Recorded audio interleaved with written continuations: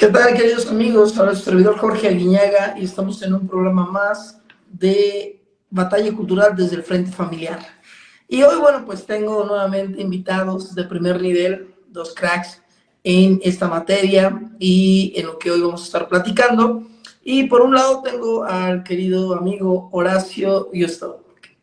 ¿Cómo estás, Horacio? Te mando un abrazo. Dios te bendiga, Jorge. Dios te bendiga, Gabriel, y muchísimas gracias por la invitación para venir aquí a aprender de ustedes y también poder transmitir lo que hemos recibido. Así que muy agradecido, de verdad. Gracias, Horacio. Y bueno, pues nuevamente al buen amigo Gabriel Rauch. Nuevamente, querido Gaby, gracias por aceptar la invitación. Hemos estado hablando de este tema ya como una serie y bueno, sin duda han sido ya varios programas en donde hemos abordado el tema del transhumanismo y hoy, bueno, pues no creo que sea la excepción de que este sea un programa tan bueno como los otros que hemos tenido. El día de hoy vamos a estar hablando sobre naturaleza humana frente al transhumanismo. Y me gustaría que para poder ir calentando motores, ir entrando a materia, nos pudieran comentar un poco, bueno, en este caso nuestro invitado Horacio, si pudiera hacer una pequeña presentación de los trabajos que estás generando, que has hecho. De hecho, ya tienes el segundo volumen de libro, ¿verdad? Que publicaste hace 2 años, si no estoy mal. Adelante, amigo. Bien, muchas gracias, Gabriel, gracias a todos. Bueno, hay un punto de contacto entre el ecologismo, que lo vamos a tocar más adelante, y el transhumanismo. El libro negro del ecologismo es mi segundo libro. Tratamos de seguir una tradición que se inauguró con el libro negro del comunismo, que siguió el libro negro de la nueva izquierda, el libro negro del ecologismo y ahora está el libro negro del indigenismo de Cristian Iturralde. Entonces, tratamos de seguir una tradición en ese sentido, siempre podríamos decir un poquito más a la derecha del mundo, y siempre teniendo en claro de que es necesario exponer el error, además de hacer el bien, que es lo primero ante todo, la caridad es lo que debe primar, y son problemas filosóficos. Y detrás de todas las ideas, detrás de una idea, hay una consecuencia. Así es. Pensemos, por ejemplo, sin ir más lejos para darle la palabra a ustedes. ¿Por qué es importante esta idea de la batalla cultural? Porque a veces se quiere matizar con, bueno, es una batalla espiritual, lo cual es cierto, o bueno, en realidad es un fenómeno de redes sociales, lo cual no es tan cierto. Pensemos, por ejemplo, en la etapa de Nerón. En una cultura pagana, ¿qué rol tiene el cristianismo? En una cultura, por ejemplo, materialista. En una cultura como puede ser la Unión Soviética, la China post-revolucionaria, o, por ejemplo, Camboya bajo el régimen de Pol Pot. ¿Qué rol tiene el cristianismo? ¿Qué rol tiene el cristianismo en una cultura laicista como fue la Revolución Francesa, o el cristianismo en una cultura como puede ser actualmente la que atraviesa el nacionalismo hindú en la India? Esto es para que lo investiguen, para que sepan que mientras en redes sociales parece que todos juegan a ser Torquemada 2.0, en este momento están persiguiendo y aniquilando a cristianos independientemente que sean católicos o evangélicos en la India, en Birmania, en la República Democrática del Congo. Tal cual. Ahí es donde realmente hay que empezar a poner el foco. Y esos son problemas culturales, porque hay una cultura que es incompatible con ese concepto de cultura que nosotros manejamos, sabiduría humana, que ha impregnado el occidente cristiano. Pues es importante este tipo de debates, así que agradezco nuevamente la invitación. No, en verdad, gracias, Horacio. Sé que estás muy ocupado y haciendo diversas cosas. Sé que también estás haciendo presentaciones y todo ello, y que nos brindes un poco de tu tiempo, en verdad, es de mucho, mucho agradecimiento. Bueno, vamos a entrar a materia. Me gustaría que pudiéramos ya entrar al tema del día de hoy. Y para comenzar, ¿qué les parece si se empieza por agarrar forma a todo este asunto? Así que me gustaría que pudiéramos o que de alguna manera nos puedan ir orientando, ayudando para comprender un poco qué es la naturaleza humana. ¿Cómo podemos entender de una manera tal vez un poco más sencilla, un poco más alcanzable, qué ¿qué es la naturaleza humana? Así que no sé si Horacio o Gaby. No sé si Gabriel quiere empezar usted y yo después puedo ir complementando algo. Ok. Sí, sí, Sí, cómo no. Bueno, estos vivos que estamos haciendo en el tema del transhumanismo es el fruto de un trabajo que estamos haciendo con un amigo colombiano, querido Beto de Batalla Cultural Cali. Estamos investigando, ¿no?, sobre el transhumanismo y si es posible atacar el transhumanismo y defender al ser humano atendiendo al concepto de naturaleza humana, abarcándolo en todos los campos de conocimiento, ¿no?, como la filosofía, la metafísica, la antropología, la cultura, la biología. Y estamos manejando en este momento dos concepciones de naturaleza humana. La primera es que es la estructura interna que permite la armonía entre las diferentes dimensiones del ser humano, ¿sí?, sea la dimensión espiritual, la dimensión moral, la dimensión psíquica y la dimensión física. Esa es una primera acepción. Una segunda acepción es que la naturaleza humana es un conjunto de rasgos particulares, innatos y específicos, que no comparte con ningún otro animal, como por ejemplo el lenguaje, la simbología, la conciencia, el razonamiento, la religión y la teleología, por nombrar algunos, ¿sí? Dentro del lenguaje, que el hombre es un ser parlante, es muy importante el trabajo que hizo Ramón Llull, por ejemplo, en el siglo XIII, que fue contemporáneo de Santo Tomás de Aquino, que él planteaba que además de nuestros cinco sentidos tenemos el sentido del olfato, que, digamos, es el procedimiento en que nosotros captamos el conocimiento de la realidad, lo abstraemos y lo nombramos. Ese sentido del olfato no lo compartimos con ningún otro animal tampoco. Es importantísimo para entender lo que es el lenguaje en el ser humano. También es importante la conciencia, nuestro ser en el mundo, nuestro lugar en el cosmos, como diría Max Scheler, ¿no? Somos el único animal que se entiende a sí mismo y su lugar en el mundo. Tenemos una teleología también, tenemos un fin, es decir, el hombre a través de su intelecto y de su voluntad se mueve siempre hacia su bien, hacia su perfección. Por eso el hombre no puede ser un medio para un fin. El hombre es un fin en sí mismo. Busca conocer la verdad, busca su felicidad, busca su bien. Y eso es una de las cosas que le preocupaba a Heidegger, por ejemplo, ¿no?, cuando hacía esta crítica al tecnocapitalismo, ¿no?, que el hombre no se transforme en un engranaje más del capitalismo. Esta idea de pensar recursos humanos o capital humano, ¿no? Acá en la Argentina tenemos el Ministerio de Capital Humano. Correcto. Así que estamos trabajando en esos conceptos. Ok. Horacio, ¿algo que quieras agregar a lo que ahorita Gaby nos ha estado apoyando? Sí, me gustaría poder, como soy un poco más limitado que ustedes, soy muchísimo más limitado que ustedes, claramente, en este punto.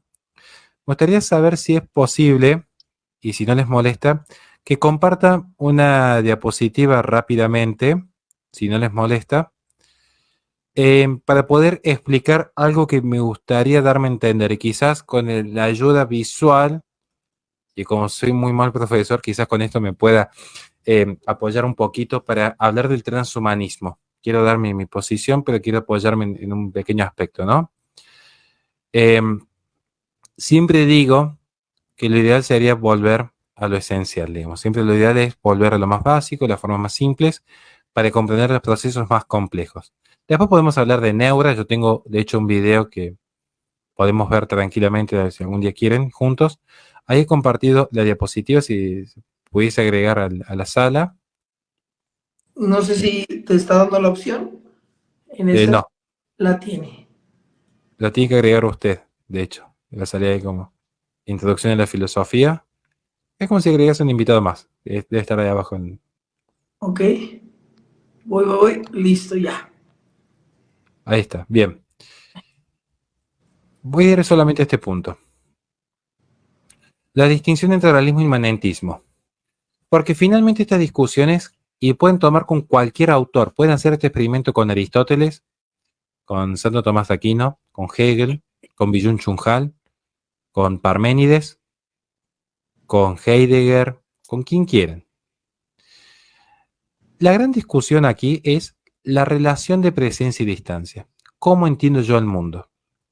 Entonces, para un realista, el orden es natural. Y esto es casi una redundancia. Natural significa natura, que en griego se va a traducir como nacimiento. Nacimiento significa inicio del movimiento.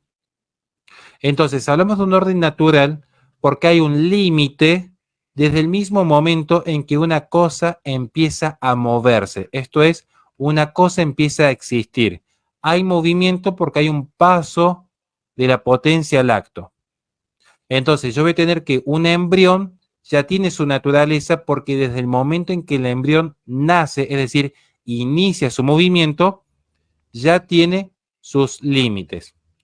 ¿Qué son los límites?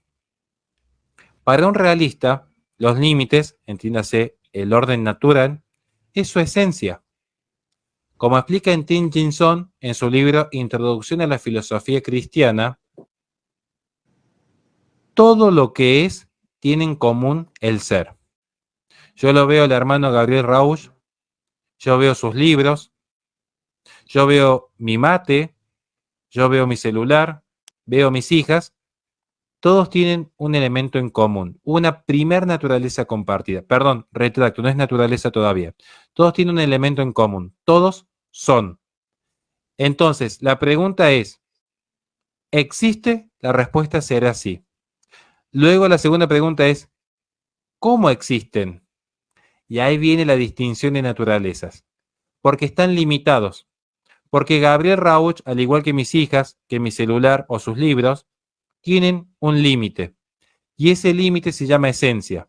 Eso es lo que hace que esa existencia, que es, sea de un determinado modo y no sea de otro modo. Okay. En cambio, en la concepción filosófica inmanentista, no existen los límites naturales, sino que los límites son artificiales. Aquí incluso podemos llegar a pensar en lo que genera el malestar a las culturas según Sigmund Freud. Porque el hombre en estado de naturaleza no tendría ningún tipo de límite. Yendo incluso a la tesis de Rousseau. No habría ningún tipo de límite. ¿Qué es lo que sostienen los revolucionarios? El progreso indefinido. Porque apenas haya un pequeño límite, se lo toma como conservador. Que dice, hasta aquí se llegó. Y no se puede superar esta esfera. Entonces, el progreso indefinido lleva incluso a contradicciones. Como hoy que no se sabe qué es una mujer. Pero, el punto es que si el límite es artificial, no existe ningún fundamento metafísico que impida dicha ruptura. No existe una categoría trascendental de lo bueno, lo verdadero y lo bello. Porque para el realista sí lo hay. Si yo creo en Dios, voy a entender que ontológicamente todo lo que es bueno, verdadero y bello, pero también voy a entender que es Dios que desde su logos establece los límites. Como explica Santo Tomás de Aquino, el teólogo o el realista, va a haber una concordancia en este punto, parten del ser. Y lo que hay en las existencias es que a ese ser participado del ser absoluto, que es Dios, a todo lo que es, se le da un aditamento. Este aditamento se llama esencia. La esencia es lo que determina qué es. Y nunca, en el pensamiento realista, un ser, un ente más concretamente, se da a sí mismo su propio ser y su propia esencia. Nunca un ente se da a sí mismo su ser y su esencia. Nunca.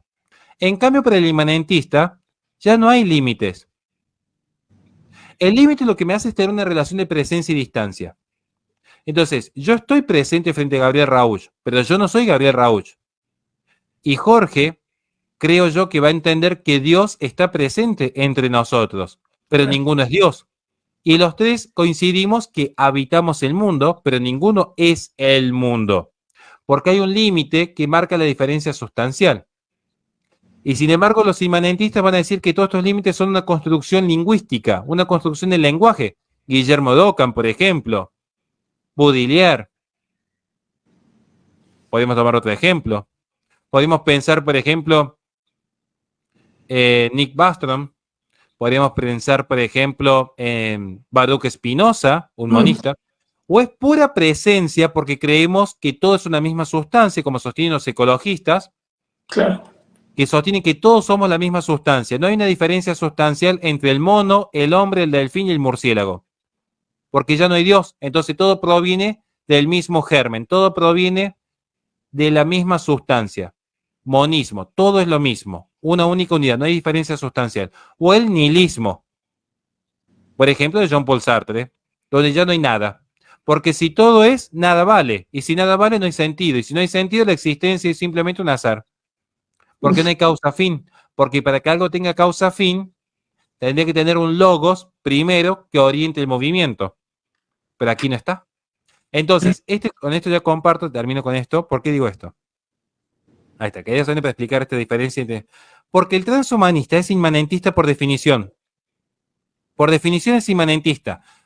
No entiende que haya un límite natural. No entiende el concepto de orden natural. Comprende el inmanentista, como el transhumanista, que los límites que nosotros llamamos esencias son simplemente un juego de palabras. Entiende que si es posible, es válido, porque la naturaleza lo permite. Si la naturaleza permite que el hombre pueda desarrollar la tecnología suficiente para poder implantar su conciencia en un puerto USB, como actualmente ya se está haciendo en España en los experimentos, por cierto, investiguen al periodista Javier Villamor, que tiene un muy buen informe al respecto. Si yo puedo colocar mi conciencia como en la serie Black Mirror en la computadora, un transhumanista va a decir que es válido. Claro. Porque no hay ni bien ni mal. Porque no hay un límite natural. Es todo artificial. Por lo tanto, este arete facere, este fenómeno hecho por el espíritu del hombre, puede modificarse. Porque no existe ni... Disculpa, oración. Lo que estamos tratando de entonces entender es que en pocas palabras, esos límites que tienen que ver con la ética, con la moral, terminan quitándose, eliminándose, y hoy ya no existe ningún límite para avanzar y hacer lo que se quiera hacer. Miren, debe cerrar porque quiero escucharlo a usted también hablar un poco del transhumanismo, pero para que lo puedan reflexionar un poquito, atañe a todo. Todo lo que existe para un pensador cristiano existe en composición, sí o sí. Por eso yo siempre digo que Dios no existe, porque lo que existe, existe en composición. Claro. ¿Cómo se presenta Dios al mundo? De hecho, yo en mis talleres que doy en Patreon, siempre, justo ahora estoy explicando esto, de qué significa yo soy el que es, en una explicación filosófica. Dios se presenta como puro acto de ser. No dice ser humano, que eso es composición. Acto de ser más esencia. No es una composición ilemórfica. Dios que dice, yo soy el que soy. Así es. Ego sum qui sum. Directamente. Ego sum qui sum. Entonces, en este ego sum qui sum, en este soy el que soy, hay una absoluta simpleza. Puro acto de ser. No hay una composición de ser más esencia, sino que la esencia está en el ser y el ser es la esencia de Dios, en absoluta simplicidad. Y todo lo que existe toma parte del ser, lo participa, recordando que infinito menos uno sigue siendo infinito. Dios no pierde infinitud, pero nosotros tomamos el ser de Dios. Entonces, participamos del ser de Dios, pero ese ser hay un límite, porque si no habría dos dioses y se limitarían. ¿Cuál es el límite? La esencia. ¿Qué pasa si yo soy y quito mis límites? Piensen con lógica. ¿Qué sería yo si existiendo me quito la esencia, rompo mis límites? ¿A qué me parecería? Piensen en Ícaro incluso. Querría ser como los dioses. Ya no estarían limitados. ¿Cuál fue la primera gran tentación de acuerdo al Génesis? Claro. El querer ser como los dioses es no estar limitado. Solo Dios no está limitado. Por eso Duns Scotus refiere que lo único necesario, bueno, no Duns Scotus, muchos pensadores, solo Dios es ilimitado e infinito. Y por ser infinito es el único ser necesario. Todo el resto es contingente. Entonces, lo que sucede es que en la soberbia del hombre, en el transhumanismo, lo que se quiere es romper con los límites naturales, considerando los artificiales para el hombre constituirse en su propio gran arquitecto. El hombre ser artífice de su propia esencia y darse su propio modo de ser. es el mayor acto de rebeldía. Y es tremendo, o sea, esta visión y este planteamiento que nos haces, en verdad, nos deja con cierto, incluso escalofrío, porque si no hay límites, todo está permitido. Ahora, yo he escuchado y estoy escuchando hoy más fuerte aquí en México, ya que, bueno, se acaba de abrir una pequeña secretaría en donde quien va a estar al frente es una científica y hace poco vi un pequeño post en donde ella plantea que el hombre siempre se ha ensoberbecido de ser la cúspide de la creación, pero que en realidad el hombre no es nada. Por tal motivo no existe diferencia entre un perro y el ser humano. Y esos planteamientos creo que son los que están poniendo las bases para lo que tú hoy nos estás tratando y nos has estado ampliando un poco más sobre esta cuestión del ser. Porque si el ser humano tiene el mismo peso, el mismo valor y la misma imagen, el mismo ser que un perro, que un gato, que cualquier otro, un insecto, entonces, ¿qué termina siendo el ser humano, no? Y No sé, Gabriel, si quiere aportar algo, ¿no? Pues yo ya sobre eso ya he hablado bastante al respecto. Gaby, adelante, amigo. Se me tildó la última parte, porque Se cortó un poquito, ¿qué? No, ¿se puede repetir nuevamente? se corta un poquito. No te había escuchado la última parte, Jorge. Ok. Bueno, planteaba que ante estos postulados que hoy se están dando en respecto a que el ser humano siempre ha osado o ha señalado ser la cúspide de la creación, lo máximo de la creación, ante una, obviamente, cosmovisión teísta, planteando que el hombre es creación de Dios. Hoy estos replanteamientos te dicen que no, que el hombre en realidad no tiene nada de qué halagarse o sentirse, siendo que no existe diferencia entre el ser humano y un insecto, la vegetación misma, un animal, cual sea este, ¿no? Entonces, a eso me refiero, ¿no? Que esta puede ser la base. Esta es la base de lo que hoy, bueno, Horacio nos está planteando un poco más sobre la cuestión del ser. Sí, sí, totalmente.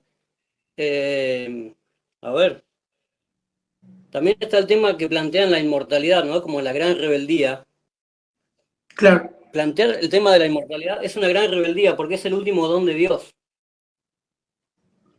Y además es imposible, es una mentira. Ya filósofos, ya empleados del Foro Económico Mundial, como Yuval Harari, por ejemplo, plantean el Homo Deus, plantean la inmortalidad del hombre. Es imposible y es una mentira porque, por ejemplo, hace algunos años vienen trabajando con el tema de unas células porque descubrieron que en unas medusas hay células autorregenerativas. Es decir, claro. que estas medusas pueden vivir cientos y miles de años porque siempre vuelven al ciclo anterior. Lo mismo pasa con algunos tiburones en Groenlandia, por ejemplo. Bueno, es decir, plantear la inmortalidad es la gran rebeldía contra Dios, además de que es imposible y de que es mentira. Sin duda.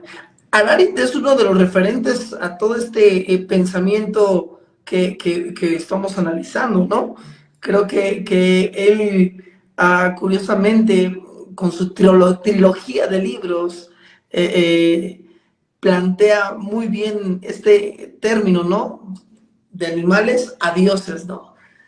Y creo que es, híjole, es riesgoso cuando el ser humano está queriendo jugar a ser Dios.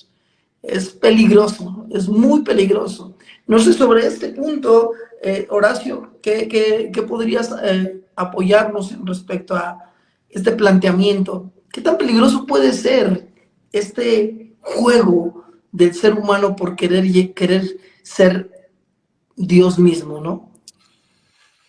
Es que simplemente anula la categoría de bien y de mal.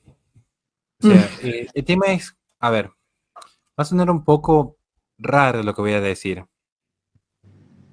pero el peligro es que no habría peligro. Uh, Y, y por eso digo que es complejo de entender. Les pido que me presten atención, porque yo vengo ya muy cansado, tuve que dar clase a la mañana y a la tarde. Si no me doy a entender, el problema es que soy yo que explico mal, eso está claro, ¿no? ¿Qué es el mal? Pensemos, ¿qué es el mal? El mal es privación del bien debido. ¿Estamos de acuerdo? Mucha gente dice ausencia del bien. A mí me ha tocado reprobar a alumnos cuando responden así porque no es eso el mal. Sí. Siempre les explico lo mismo. Hablando del transhumanismo. Si mi hijo hubiese nacido ciega, yo diría hay un mal. ¿Por qué? Porque le es debido al ser humano el ver. Comparo el deber ser con el ser. No hay una coincidencia plena. Entonces digo, hay una carencia, hay una privación, pero hay una privación del bien debido, porque las alas son un bien, pero son un bien en relación al pajarito. Como mi hija no es un pajarito, su naturaleza no es ser un ave, que mi hija no tenga alas no afecta en lo más mínimo que haya nacido sin alas. ¿Me van siguiendo hasta allí? sí, El sí. mal es privación del bien debido. ¿Qué es el peligro? El peligro es una amenaza seria y probable, de acuerdo al curso natural de las cosas, en cuanto que acaezca un mal. Entonces, para que algo sea peligroso, necesito reconocer que existe o que potencialmente puede haber un mal.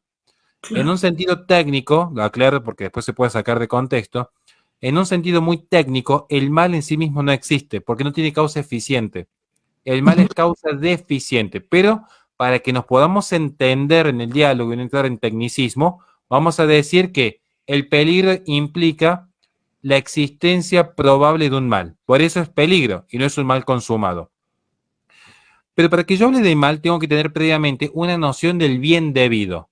Y el bien debido está dado por la naturaleza de las cosas. Un ser humano, por su naturaleza, debería poder ver. Esta es la gran pregunta, porque acá es donde empieza a jugarse la línea que distingue el transhumanismo con el bioconservadurismo. Un ser humano, por su naturaleza, debería poder ver.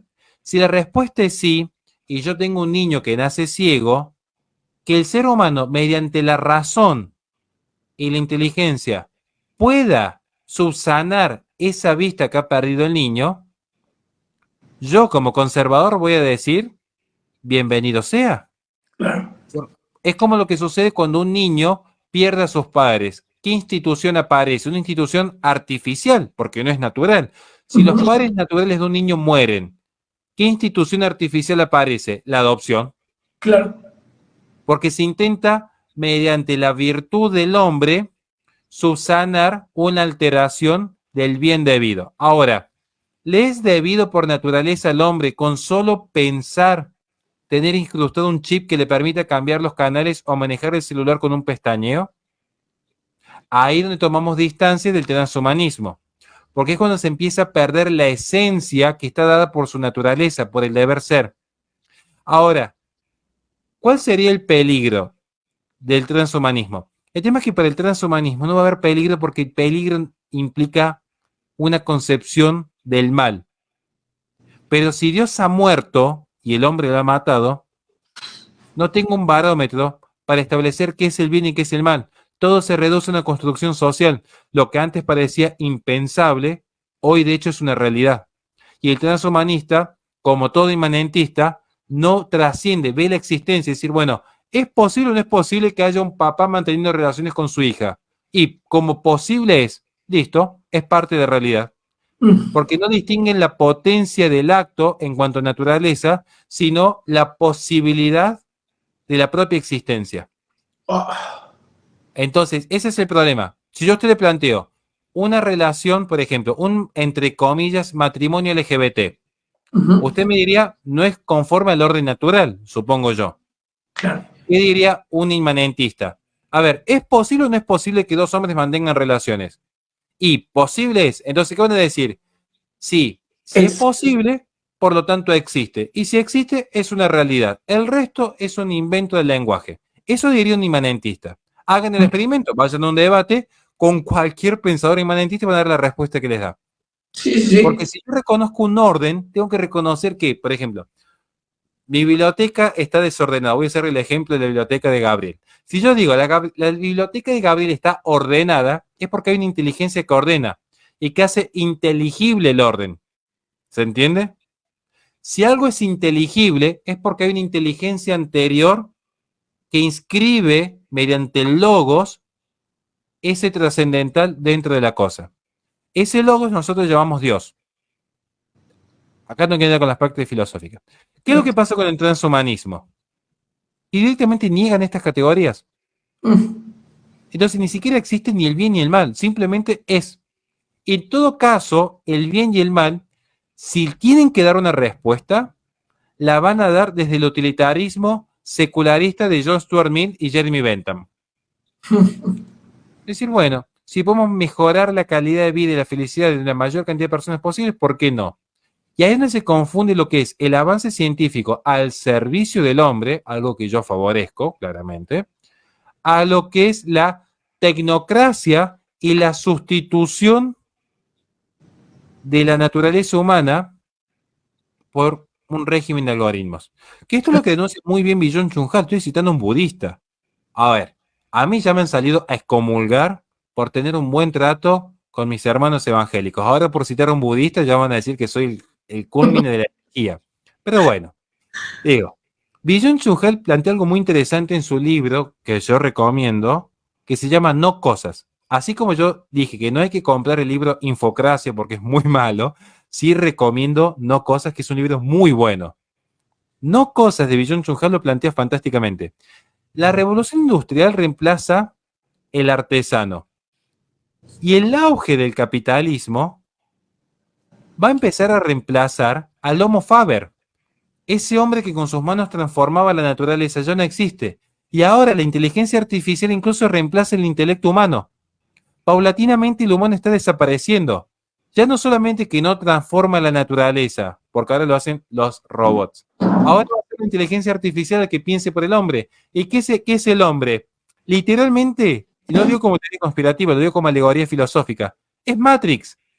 Somos simplemente baterías, unidades de consumo y producción. Generamos energía, generamos energía, nada más. No hacemos otra cosa que generar energía para el sistema. No es más que eso. Por eso siempre digo que la mayor, entre comillas, revolución, porque no es que seamos revolución, pero hoy el mayor acto de rebeldía termina siendo una persona simple, con un trabajo simple, con una familia simple, viviendo de manera simple.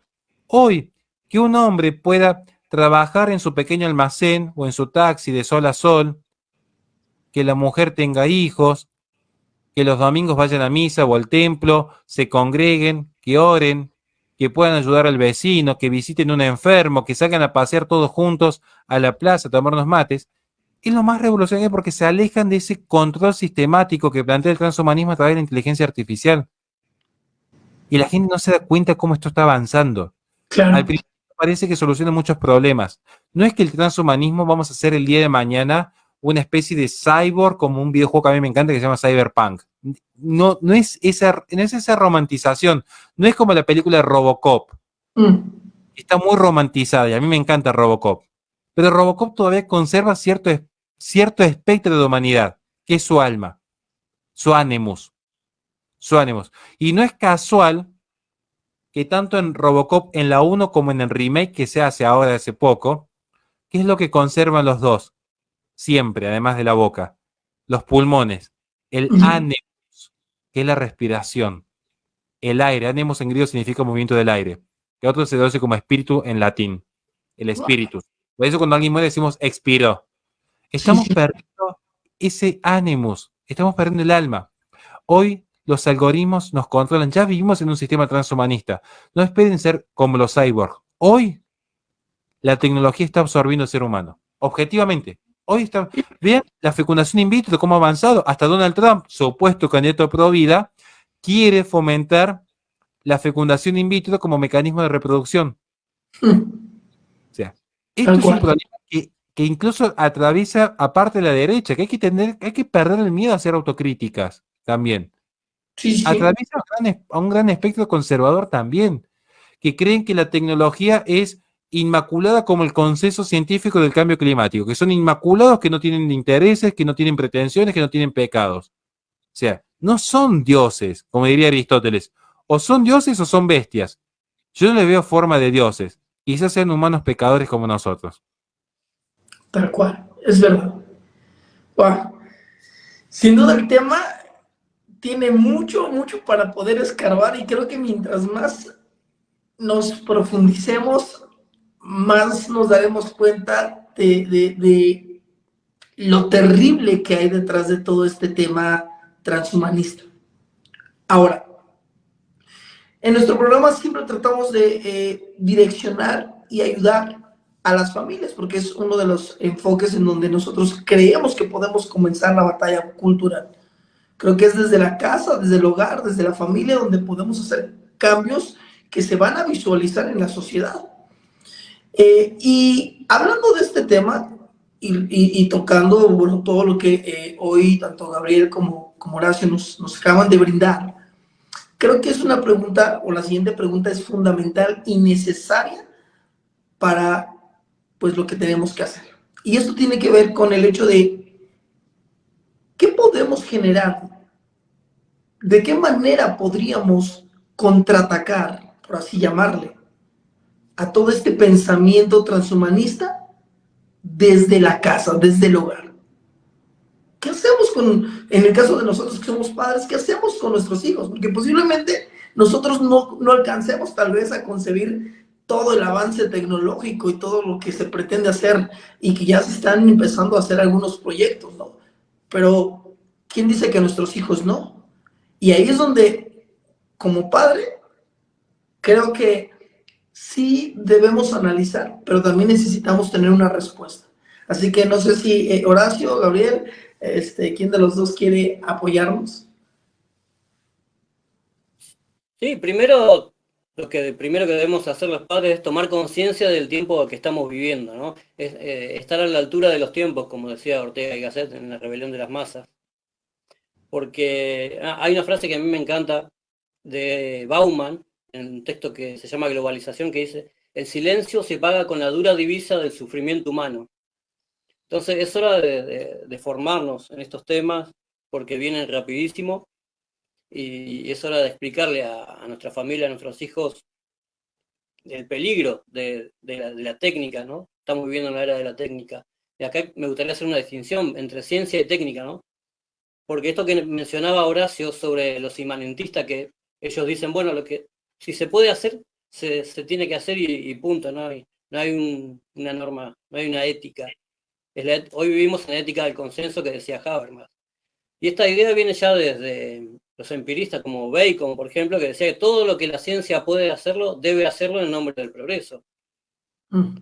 Entonces, hoy la técnica está inspirada en eso, pero hay que hacer una distinción, ¿no?, entre ciencia y técnica. Porque a la ciencia hay que dejarla actuar, la ciencia es una manera de buscar la verdad. Y la técnica, es decir, el científico busca conocer el mundo, el técnico quiere cambiar el mundo, ¿no? Entonces creo que los controles no tienen que estar en la ciencia, sino en la técnica, en cómo se aplican. Por ejemplo, hay filósofos que después de la Segunda Guerra Mundial, con todo este desencanto de los humanismos que han fracasado, por ejemplo, decían Sloterdijk, Hans Jonas, Sloterdijk planteaba esto, ¿no?, que los humanismos han fallado porque siempre intentaban domesticar al ser humano a través de un sistema educativo que tenía un escrito con pretensión universal. Entonces, para salir de esto, él dice que hay que dejarlo todo a la antropotecnia, ¿no?, para mejorar, que haya un nuevo ser humano. Pero cae en lo mismo, porque el transhumanismo es, primero, que es idealista, y segundo, que tiene una pretensión universal. Así que se pega un tiro en el pie en ese sentido de Sloterdijk, ¿no? Hans Jonas es otro, Horacio lo debe conocer porque era un ecologista de la década del 70, un filósofo alemán, que él escribe el principio de responsabilidad, ¿no? En la década del 70, en pleno furor de la Guerra Fría y en todo el problema que había con la crisis del petróleo en Medio Oriente, también desencantado de los humanismos, él planteaba una tecnocracia, dejar todo en manos de la técnica. Y ahí es donde veo el problema, ¿no? Porque hoy la técnica, digamos la antropotecnia, está en manos de los más poderosos, del Foro Económico Mundial, de la ONU. Entonces, ahí está el peligro, en quién es el que aplica estas técnicas al ser humano. Así que desde la casa debemos informarnos y bueno, actuar en consecuencia, porque como decía Bauman, el silencio se paga con el precio de la dura divisa del sufrimiento humano. Genial, genial. Horacio, adelante, adelante, te escuchamos. Bien, yo ya tengo que ir partiendo, me están escribiendo, ya tengo que ir Sin duda. cumpliendo los roles de padres. Es muy buena tu pregunta y me gusta ese espíritu de no solamente denunciar el mal, sino, bueno, ofrecer una solución. Siempre dije, y lo digo porque me toca trabajar en un medio periodístico alterno, que invito a que nuestro hermano Gabriel se anime igual que usted a escribir más, que tiene ahí un sitio para publicar lo que poca gente se anima a decir, así que son siempre bienvenidos. ¿Qué hacer? ¿Cómo resistir? Y es lo que siempre dije en todas mis conferencias. Siempre cierro las conferencias que yo doy en cualquier parte del mundo, siempre las cierro de la misma manera. Y acá cualquier que haya visto alguna de mis conferencias puede dar fe de lo mismo. El simple hecho de ya estar teniendo hijos ya es un salto impresionante a la resistencia. El simple hecho de tener una conciencia elemental en cuanto que no es bueno que el hombre esté solo. El simple hecho de que el hombre sepa que debe unirse en una sola carne con su mujer, que trabaje de sol a sol mientras la mujer va a parir con dolor, mientras se entiendan que su llamado es a ser fecundos y dominar la tierra, ya están resistiendo. Porque claro, el ecologismo, ¿qué es lo que va a plantear? Que se tiene que aliar al transhumanismo porque una persona que está atomizada con su celular en una pequeña habitación, que no viaja, que no necesita formar familia, que no necesita desarrollarse, que no necesita una nación soberana industrializada, es el sujeto perfecto para combatir este supuesto cambio climático, que finalmente es una unidad de consumo y de producción. Entonces, yo cuando veo qué es lo que me dice a mí la verdad revelada y veo qué me dice la Agenda 2030, me doy cuenta de dónde proviene cada proyecto. O sea, es más claro imposible la evidencia. Entonces, ante esto, ¿qué hacer? Y formar familia.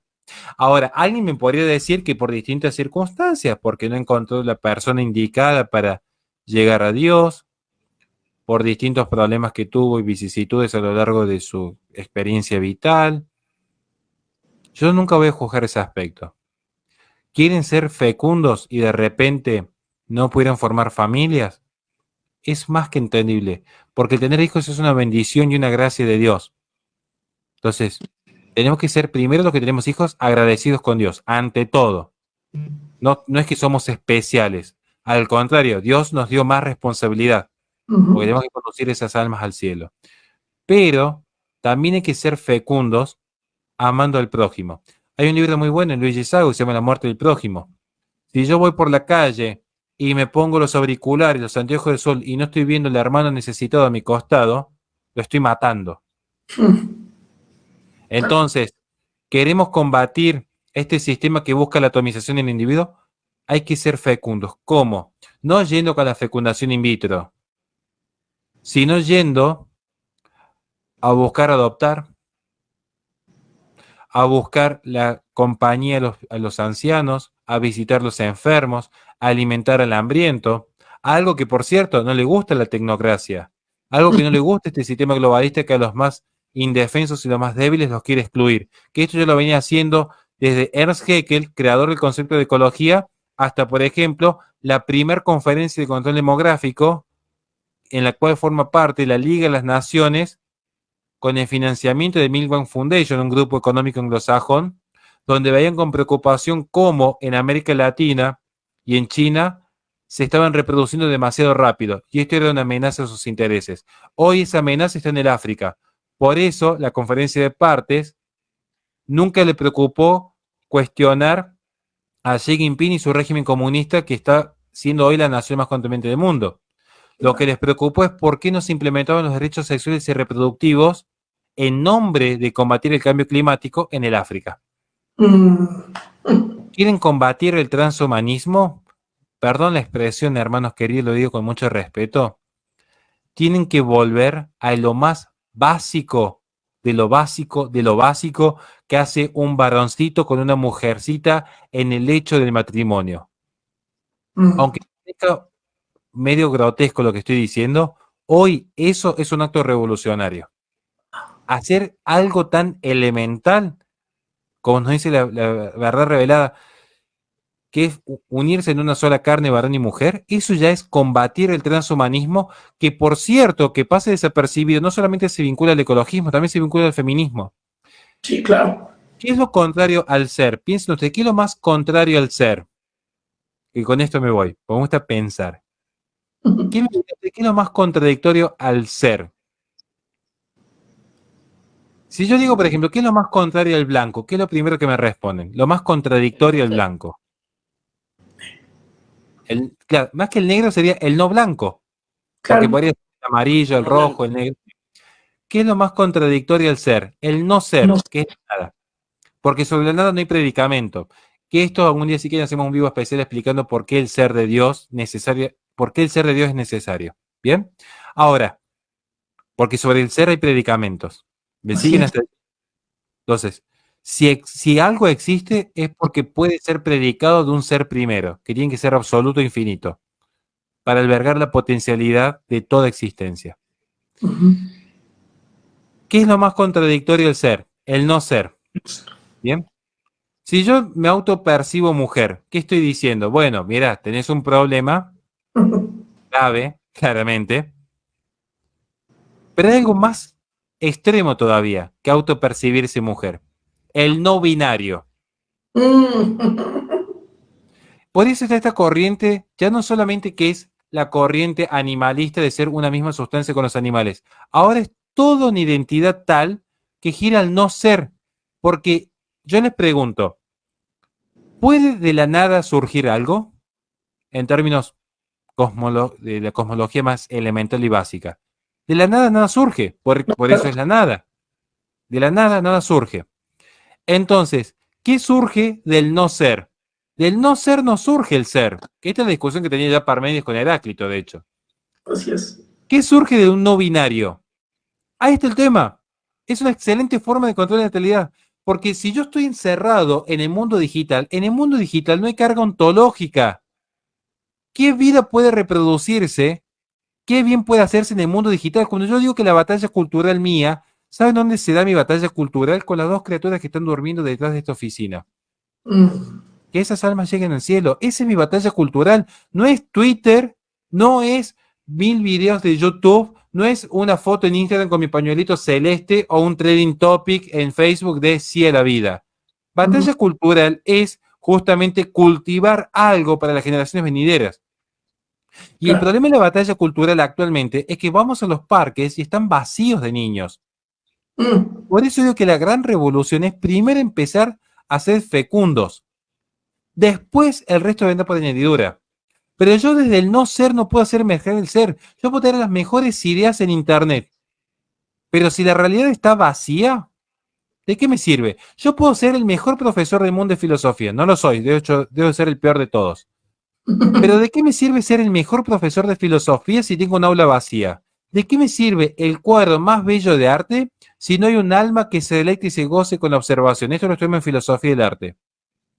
Entonces, ¿de qué me sirve la mejor batalla cultural si, claro, ahora ganó Milei? Bueno, listo. Pareciera que hay como un logro allí. Pero, y después, suponiendo que Milei fuese la panacea que se nos vende, que yo no creo en eso, pero bueno, hay un mesianismo muy particular hoy en día. Pero descartando eso, ¿de qué me sirve si el día de mañana Argentina va a desaparecer? Tiene una tasa de natalidad de 1,54, está por debajo del promedio necesario de 2,1 para sostenerse, no digo crecer, porque pensamos que estamos sobrepoblados con una Patagonia vacía. Ahí es donde yo veo que está la resistencia. volver al ser, porque las palabras, quieren o no, se las lleva el viento. Lo importante es esta, la realidad. Claro. Primero la realidad.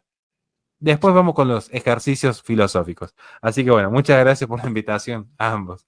No, en verdad, Horacio, qué clase nos has dado el día de hoy.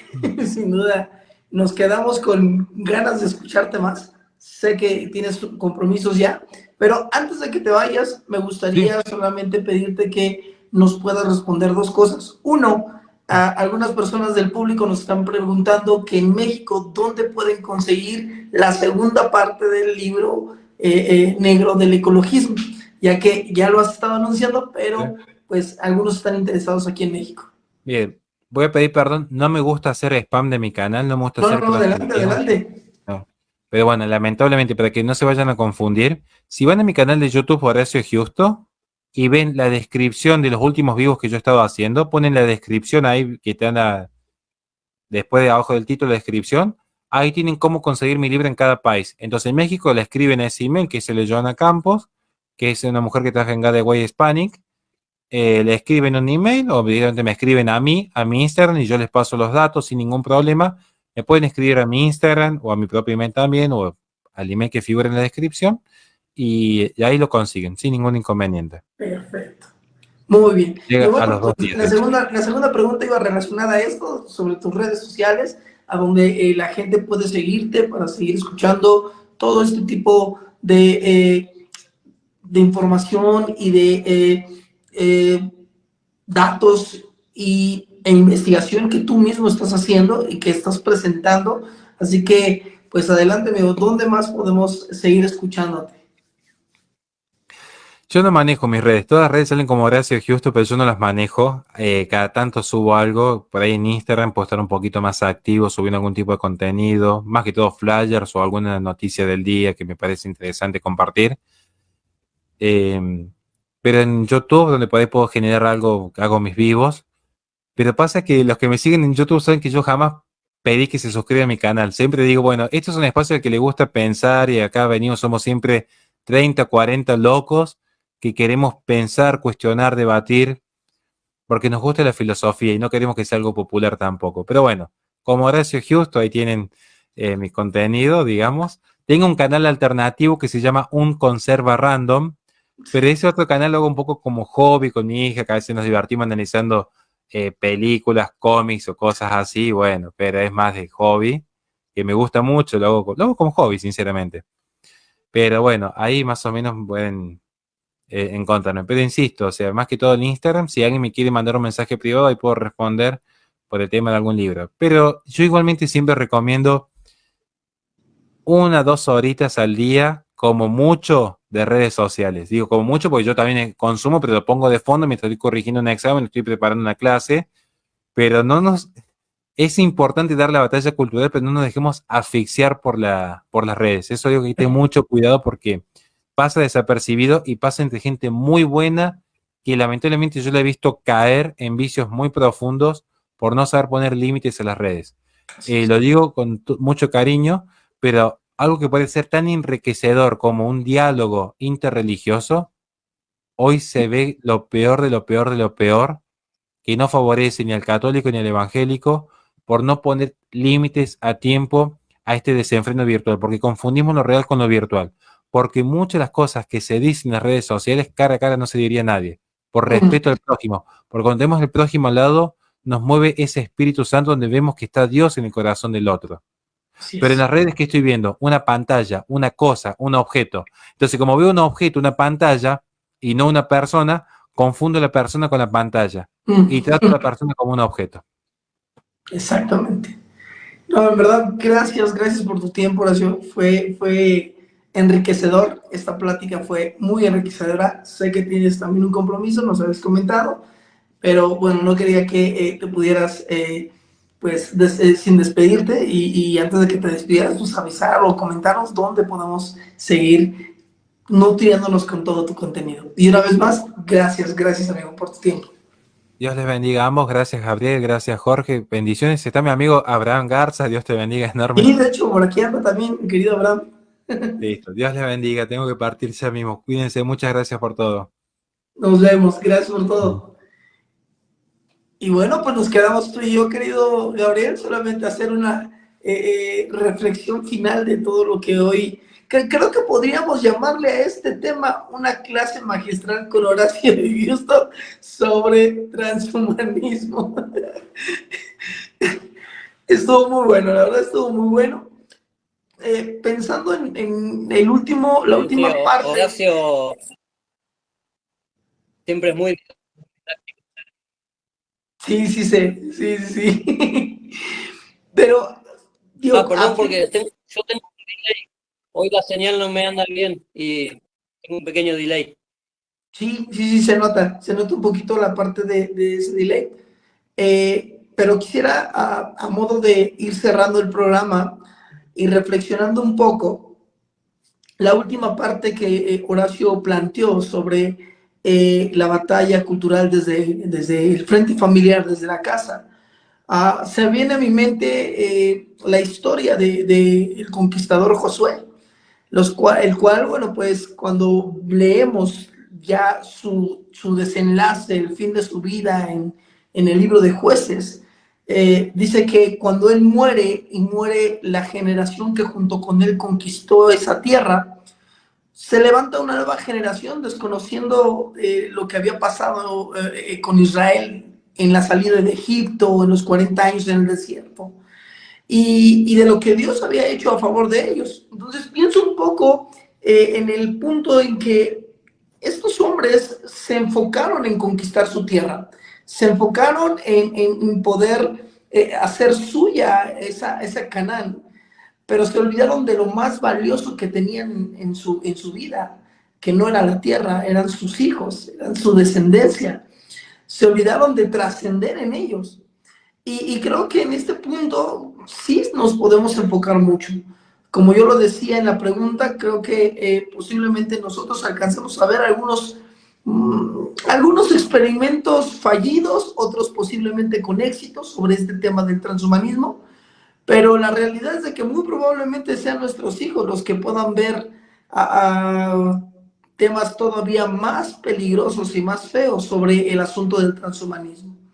Y es ahí donde pues tenemos que hacer algo. Así que sobre esa misma pregunta, ¿cuál sería tu consejo para las familias que nos están viendo sobre el trabajar con sus hijos, sus generaciones, en estos temas que a veces pueden ser polémicos, pero que son necesarios puntualizar y dejar en claro?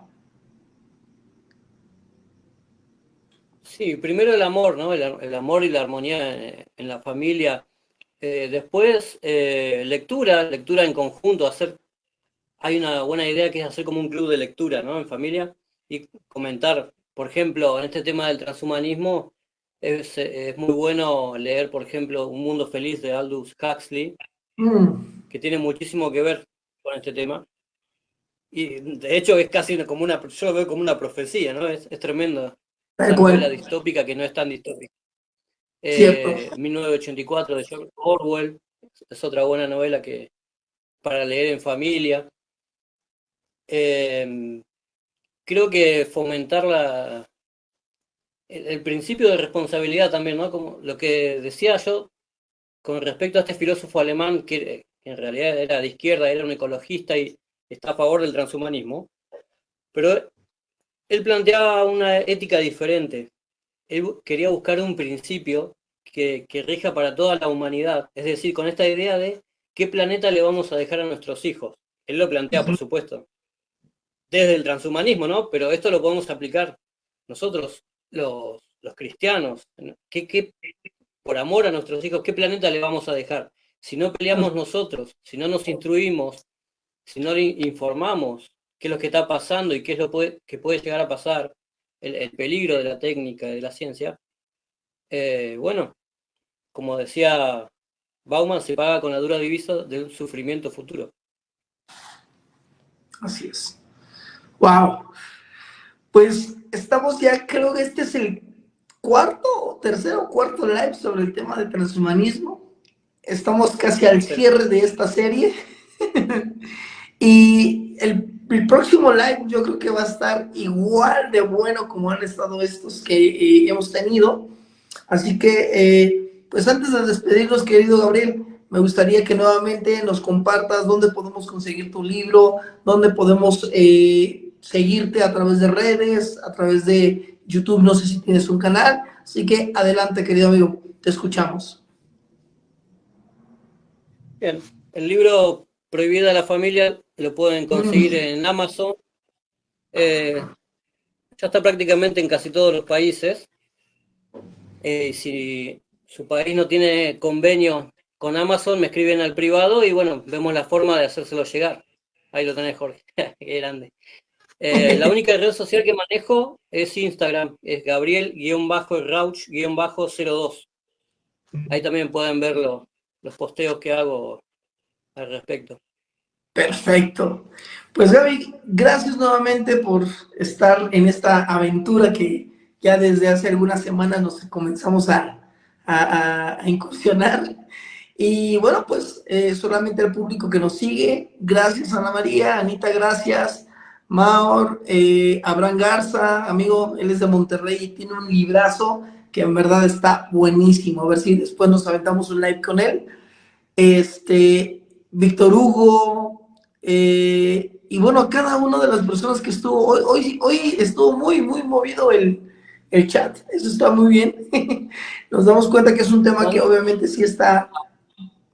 Un saludo a mi amigo Beto de Batalla Cultural Cali que dijo que nos estaba viendo. Gracias, no, y qué bueno que también nos están haciendo difusión y nos están ayudando a que este tipo de contenido pueda, pues, llegar a más personas. Y bueno, pues por mi parte soy Jorge Aguiñaga, nuevamente te recuerdo, mis redes sociales, Facebook, Instagram, TikTok, me puedes encontrar como Jorge Aguiñaga Salazar, y también te puedes suscribir al canal de Jorge Aguiñaga Oficial, en el cual, bueno, pues tenemos todos los videos anteriores. Este video también estará ahí sobre el tema de transhumanismo, pero no solamente esto, sino todo el material o los materiales que tenemos sobre otros temas en donde hemos estado pues trabajando en los últimos años. Soy nuevamente Jorge Aguiñaga, esto fue Batalla Cultural desde el Frente Familiar y nos vemos la próxima semana con un programa igual de bueno como el de este día y todos los demás. Hasta pronto. Nos vemos, Gaby. Gracias por todo, amigo.